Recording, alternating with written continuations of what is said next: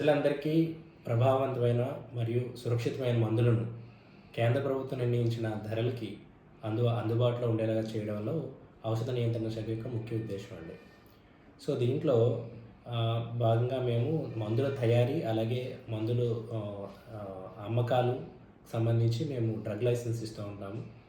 ఆ licence conditions ప్రకారం medical shop వాళ్ళు కానీ మందుల తయారీదారులు కానీ కండిషన్స్ ఫాలో అవుతూ వాటిని తయారు చేయాల్సి ఉంటుంది, వాటిని అమ్మవలసి ఉంటుందండి. ముఖ్యంగా మెడికల్ షాపులు ఏవైతే ఉన్నాయో లైసెన్స్ తీసుకుని వాటిని సురక్షితంగా వాటి లేబుల్ కండిషన్స్ ప్రకారం వాటిని మీరు స్టోర్ చేయాలి. అలాగే ఏ అయితే కండిషన్స్ ఇచ్చారో కండిషన్స్ ప్రకారం మీరు అమ్మాల్సి ఉంటుందండి. ముఖ్యంగా కొన్ని ప్రిస్క్రిప్షన్ మందులు ఉంటాయి. ఈ ప్రిస్క్రిప్షన్ మందులు అన్నింటినీ కూడా డాక్టర్ యొక్క ప్రిస్క్రిప్షన్ మీద మాత్రమే మీరు అమ్మాలి. ప్రిస్క్రిప్షన్ లేకుండా ఎటువంటి అమ్మకం జరగకూడదు. అతి ముఖ్యంగా ఏంటంటే మనం ఈ యాంటీబయాటిక్ డ్రగ్స్ ఏవైతే ఉన్నాయో ఈ యాంటీబయాటిక్స్ అన్నీ కూడా డాక్టర్ ప్రిస్క్రిప్షన్ మీద మాత్రమే అమ్మాల్సి ఉంటుందండి. ప్రజలు కూడా యాంటీబయాటిక్స్ని ఎలా పడితే అలాగా విచ్చలవిడిగా వాడకూడదు. పర్టికులర్గా ఏ యొక్క డిసీజ్కి ఏ యాంటీబయాటిక్ వాడాలనేది డాక్టర్ సూచించిన విధంగా ఆ యాంటీబయాటిక్ని ఆ కోర్స్ పూర్తిగా వాడే విధంగా చర్యలు తీసుకోవాల్సి ఉంటుంది. 4 రోజులకి ఇచ్చిన ట్యాబ్లెట్స్ మీరు యాంటీబయాటిక్ కంపల్సరీగా ఆ 4 రోజులు ఆ కోర్స్ వాడాలండి. మీరు తగ్గిపోయింది కదా అని 1-2 రోజులు వాడడం మానేయడం వల్ల ఆ యాంటీబయాటిక్ అనేది ఆ బ్యాక్టీరియా అనేది యాంటీబయాటిక్ రెసిస్టెన్స్ పెరిగిపోయి తర్వాత రోజుల్లో యాంటీబయాటిక్ పనిచేయని పరిస్థితి వచ్చే ఛాన్స్ ఉంటుంది. కాబట్టి డాక్టర్ సూచించిన విధంగా ప్రతి ఒక్కరూ కోర్సుని పూర్తిగా వాడాలని, అలాగే ప్రిస్క్రిప్షన్ మీద మాత్రమే యాంటీబయాటిక్స్ని కొనుగోలు చేసి వాడాలని చెప్పి కోరుకోవడం జరుగుతుంది. అలాగే కొన్ని రకాలైన మత్తు మందులు ఉన్నాయి, ఆల్ప్రజోలం వంటివి, అలాగే కోడిన్ ఫాస్ఫేట్ సిరప్ ఇటువంటివి ఉన్నాయి. అటువంటి వాటిని కంపల్సరీగా ప్రిస్క్రిప్షన్ మీదే అమ్మాల్సి ఉంటుంది. ప్రజలు కూడా ప్రిస్క్రిప్షన్ మీదే కొనాల్సి ఉంటుందండి. వాటికి ఆల్టర్నేటివ్ చాలా వరకు ఉన్నాయి.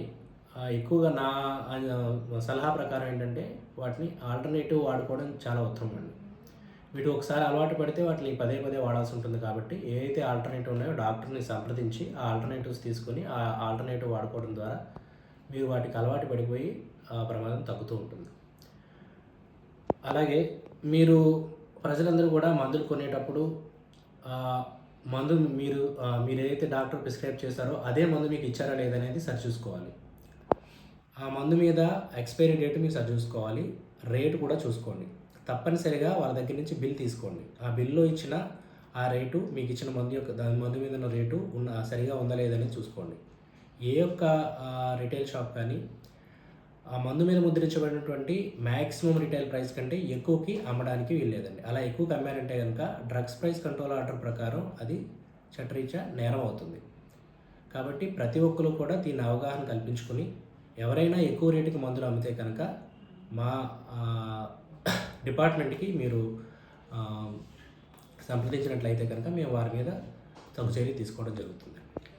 ప్రిస్క్రిప్షన్ తర్వాత ఈ మందులు ఏవైతే ఉన్నాయో ఎక్స్పైరీకి ముందు ఎన్ని నెలల ముందు ఆపాలి? మెడికల్ షాప్ వాళ్ళు ఎప్పటి నుంచి అటువంటి రూల్స్ లేవండి. యాక్చువల్గా ఎక్స్పైరీ తర్వాత ఎవరు సేల్ చేయడానికి లేదు.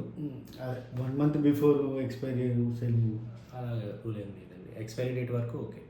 ఎక్స్పైరీ డేట్ వరకు అది పొటెన్సీ ఉంటుంది కాబట్టి వాటిని వాడచ్చు. కోవిడ్కి సంబంధించి ఇప్పుడు జరుగుతున్నాయి, తర్వాత కేసులు కూడా పెరుగుతున్నాయి.